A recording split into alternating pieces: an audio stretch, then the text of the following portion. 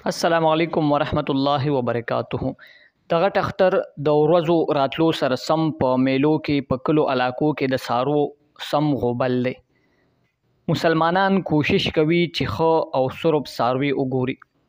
تاسو ته یاد وي چې په غوا غوي او په میخه سنډا چیلې او په چیلي ګډ او ګډه باندې قرباني کیږي. دغه شان غټ او مالدار خلک د اوخ انتخاب هم کوي. تاسو ته یاد وي چې قرباني ډیر لوی عبادت دی.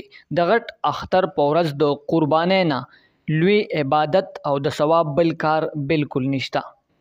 د کومو مسلمانانو چې وس کیږي نو ضرور او خامخا د قرباني په خپل لاس وکړي او د څاروي انتخاب دی ضرور وکړي.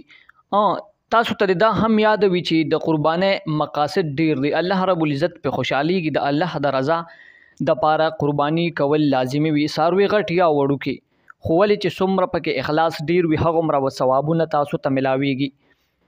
دا خبره یاد ساتئ د اختر په ورځ یا په نور ورځ هم لازمي وي چې د غریبانو خیال وساتلی شي. بیا د غټ اختر په ورځ په غوښو کې خپل غریبانان یاد کړئ او حصه ورله وکړئ.